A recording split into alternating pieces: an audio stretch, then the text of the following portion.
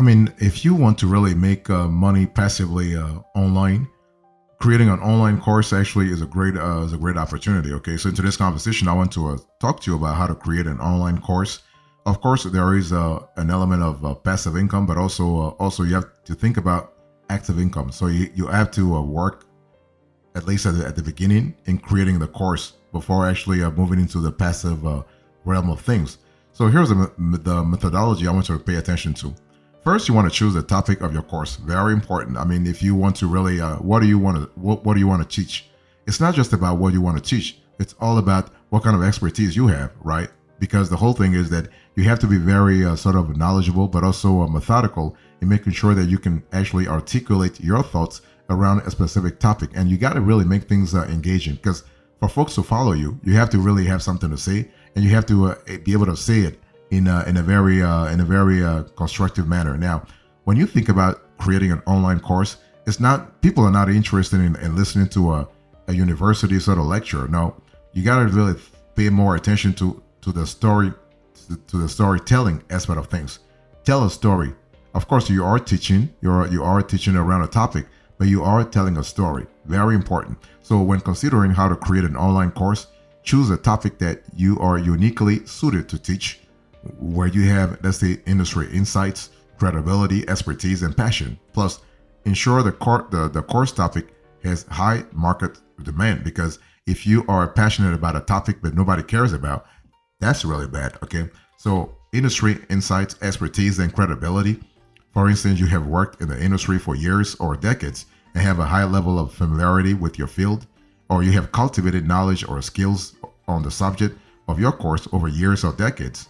You have historical context on the industry, or you can make well-informed predictions on the future of the industry, and you have also above average knowledge or skills on the subject matter and can communicate this information to others. Okay. Also, passion plays an important role. So you have to be passionate about the topic. Otherwise, you'll be really you have a burnout real fast. Also, make sure that there is a high market demand for the topic that you want to teach, so that you can really sort of stabilize the monetary aspect of this venture.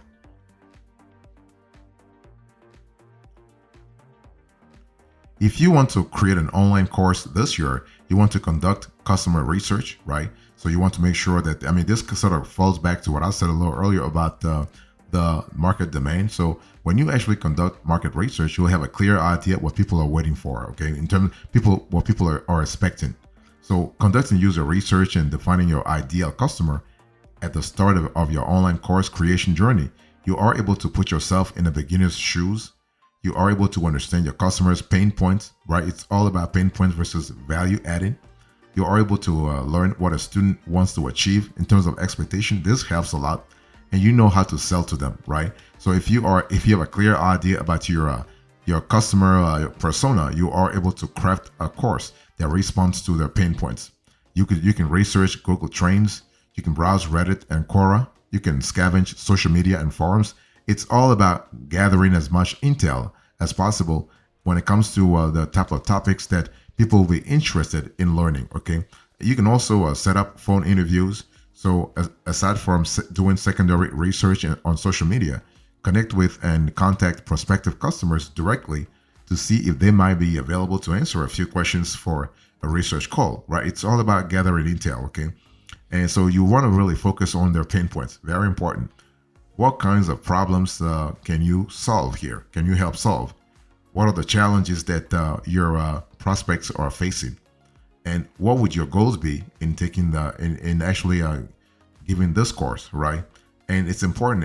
And if your prospects were to complete the course, what is the outcome they would be hoping for? So having this sort of a back analysis will help you a lot, because then you will craft a course that responds to the specific pain points that your prospects have actually shared with you. This is a lot better than actually doing things in a blind manner, right? I mean, keep user research interviews short and use them as an opportunity to inquire about preferred course formats and pricing too. Consider incentivizing interviewees by offering them the course for free once it's complete, right? Because otherwise, why would people listen to you for interviews?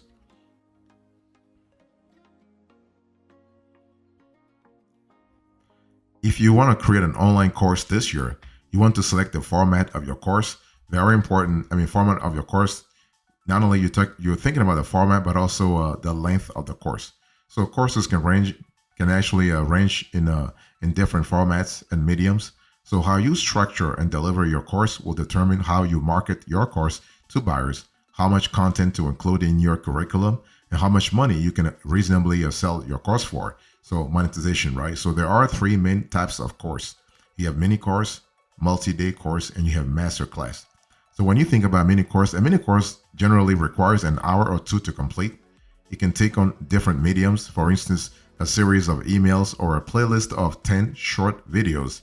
And mini courses are generally offered at a low price point, for example, under $100, or maybe may even be free to serve as a marketing tool or a lead magnet for a more in-depth and pricier course offering. And a mini course is a great way to get started as a course creator, to test the market and learn how to create a larger course. And then you have a multi-day course. So multi-day courses are intermediate digital educational products that generally take students several days to complete.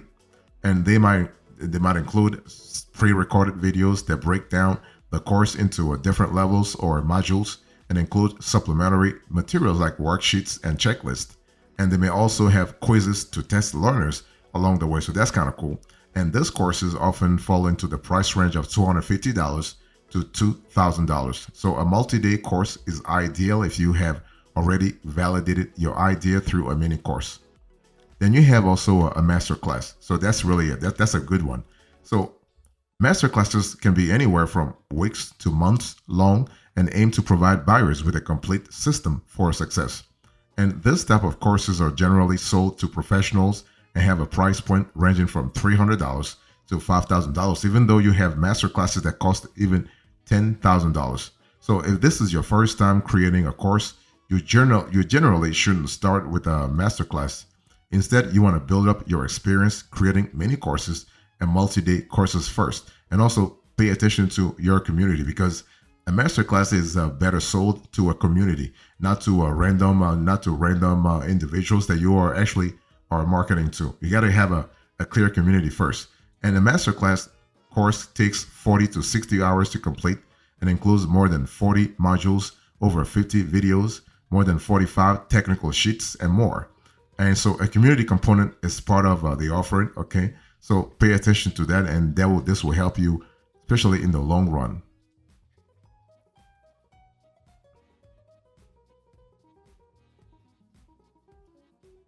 If you want to create an online course this year, you want to test if your course has high market demand.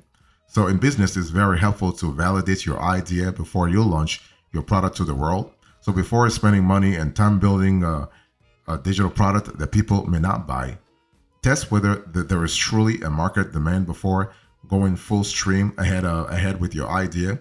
And one way to actually do this is building a minimum viable product, an MVP. So this is important. So an MVP is a product you release to the public with just enough features to validate your assumptions.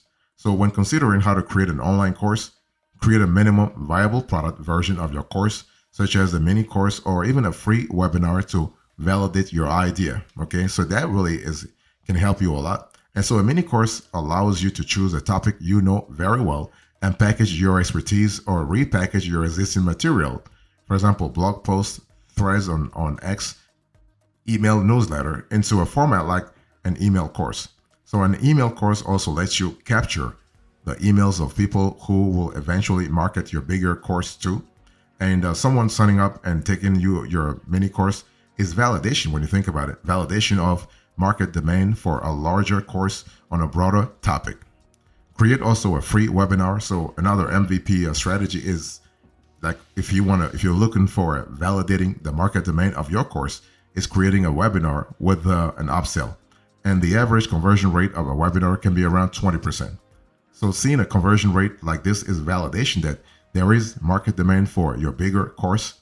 Spend the majority of the webinar providing valuable information on your course topic, but make sure to gather feedback from participants on what they found valuable and what else they want to learn. So that's kind of cool. Also, you want to pre-sell your course. So if you want to really create an online course, pre-sell your course. So pre-selling a course means what? Means that selling your course before you've actually created it.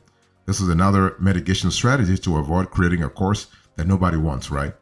Other advantages include stress testing your concept, tailoring your concept to the early adopters, also tailoring your content to early feedback from buyers, and raising money through pre-sales to actually fund the creation of your course. Plus, having a few early student signups will likely serve as a motivator for finishing and launching your course to the world. So that's kind of cool, okay?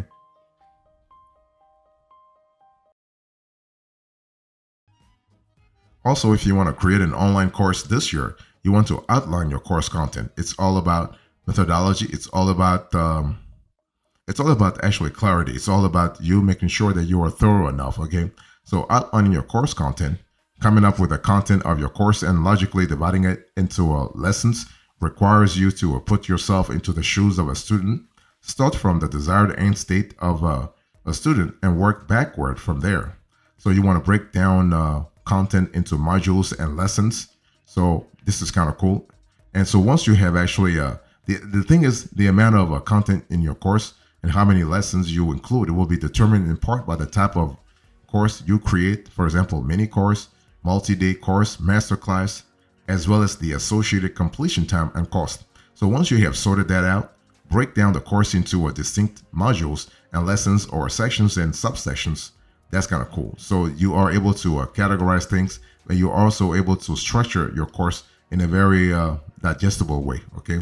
So let me give you an example. For instance, if you were to, let's say, if you were to create a course on content marketing, here is what breaking down that course into 5 modules might look like. We'll put this on the screen. So module 1, setting a content strategy.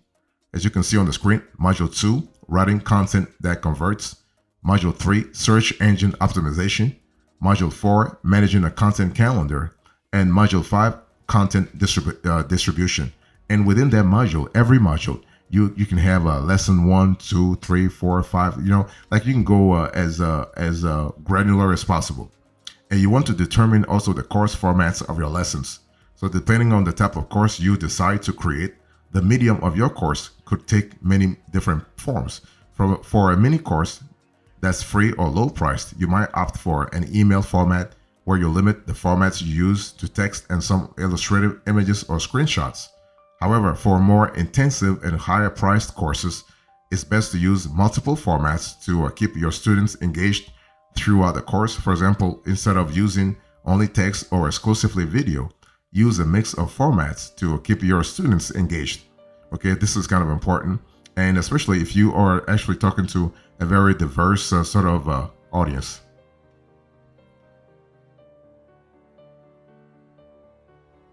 If you are thinking about creating an online course this year, you want to set course pricing and set goals. And this is really important, especially in the long run. So the price of your course will vary based on the type of course you create, right? A mini course is free or low cost. A multi-day course is mid-cost, while a masterclass is usually high cost. However, the pricing of your course will depend on a variety of factors that you should consider, like niche and course topic, the marketing, the authority of the course creator, because it's all about thought leadership.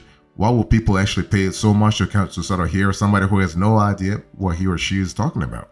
So when I speak about niche and course topic, consider the industry your course falls in and how price sensitive your customers might be.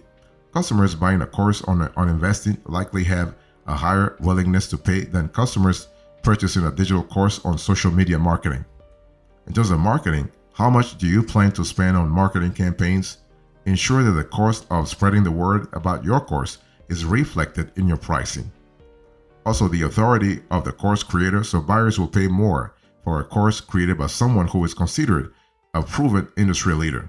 So take your perceived authority into account while pricing your course. This is important, especially in the long run, if you want to attract the right audience to your course. So to get an even better idea of how you should price your course, conduct competitive pricing research to see how other digital course creators in your niche are pricing their own digital offerings. Ensure that you're not selling yourself short by pricing too low. On the other hand, remain realistic and Avoid pricing too high. Don't be afraid to study what competitors are offering. Add more value to your own course offering and price your course accordingly. And alongside doing dedicated pricing research around your course, set a sales goal that will also inform how you price and market your course in the first place. Okay, so that's really important to think about. So, for example, if your sales goal is $50,000, there are several ways to price your course. Scenario 1, goal $50,000 in course sales. Course price $20, buyers needed 2,500. Scenario 2, the goal $50,000 in course sales. Course price $250, buyers needed $200, right? So it's really one of those things where you got to really think about quantity versus quality. In scenario 1, for instance, you price your course lower and need a higher volume of customers. In scenario 2, you price your course higher and need a lower volume of customers. So which scenario is better? It's up to you. Generally, pricing your course too low is not a good strategy. For one, you'll need to spend time and money marketing your course to drive traffic to your course page. Assuming that 1%, 1% of the customers who land on your page buy the course, you'll need to drive 250,000 visitors to your page in scenario 1 and 20,000 visitors to your page in scenario 2. Secondly, it's often favorable to have customers who are less price sensitive. Okay, one thing for sure, consider these factors when pricing your course and avoid pricing that's too low and forces you to market more aggressively. Put the time and energy into creating a course that you are proud of, you're proud to value at what it's worth.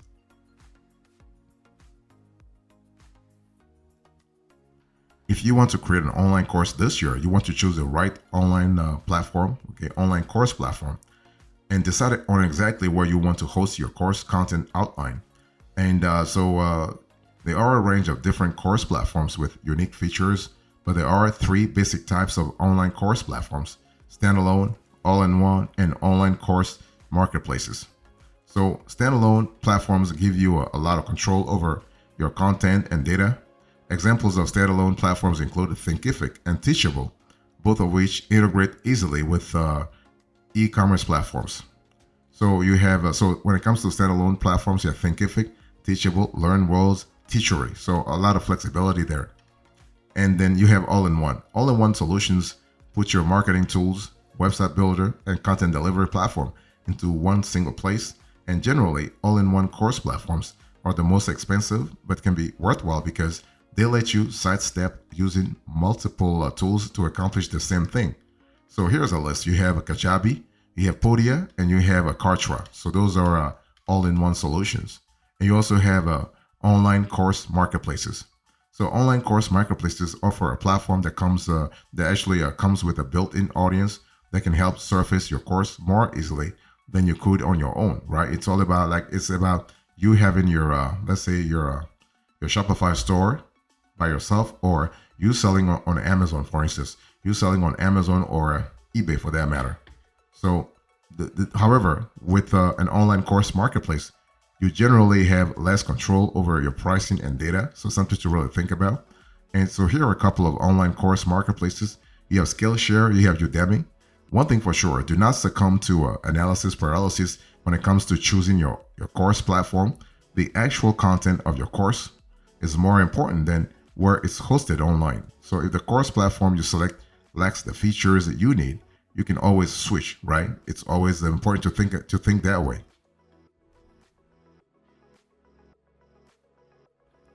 If you want to create an online course this year, you want to launch and advertise your course, right? So basically, creating a course is one part of the equation. Launching it to the world and marketing to buyers is the other, okay? So after putting in the work to make your course as good as possible for potential customers, it's important to get into their hands through marketing. So there are a few ways to actually sell your course and earn money. Run a weekly webinar. You want to prioritize email marketing. You want to appear on a podcast. That's really good. You want to use social media marketing. You want to run paid ads. You want to adopt SEO tactics. You want to build also content marketing strategy. So creating free educational content about your course niche can build your authority, help your course and content get surfaced through search results and get free readers to convert to paid customers. So that's really good. And you can also run paid ads, or you can run paid ads through a Google Ads or a Facebook Ads, so you have a clear idea what really works and what doesn't work. And you also want to collect feedback and testimonials, because while customers may actually take your word for it, having real customers singing the praises of your course is even better. So collect feedback and testimonials from happy customers who have seen results from your course. So having positive anecdotes about transformations on your landing page and throughout your marketing is a powerful way to convince prospective customers of the value of your course and the results it can help them achieve. Okay. So to collect customer reviews and testimonials, you want to ask for feedback from buyers who have taken your course. Ask your customers who provide glowing feedback whether they would be willing to provide a testimonial to feature in your marketing material. So this is kind of cool. And so basically be specific in providing direction to customers about what you want in their testimonials, because otherwise you'll be getting all kinds of testimonials. Be very clear there. So instead of simply ask for a blurb about their positive experience with a course, ask more targeted questions like how much new revenue have you seen through taking my course? How prepared did you feel for taking the real estate licensing course before my course versus afterwards? Okay, so specific details on how your course was helpful are more powerful than vague generalizations. So if possible, ask for a video testimonial instead of a text one. This is kind of important. Of course, asking for feedback should not be about your only testimonials. Use positive feedback to inform what parts of the course are resonating with students, and use critical feedback to revise course material that is underperforming.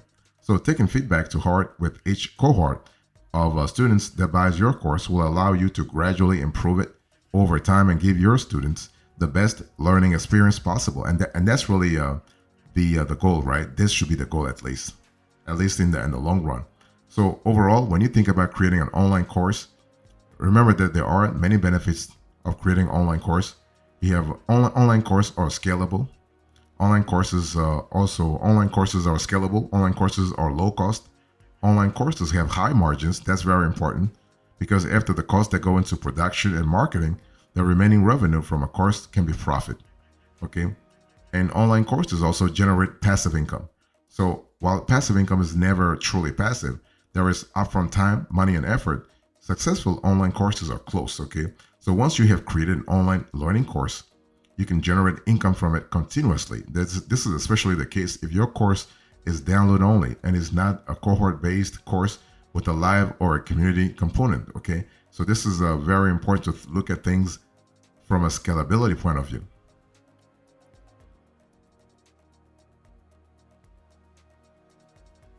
So here are the ending remarks into this conversation. I spoke to you about how to create an online course.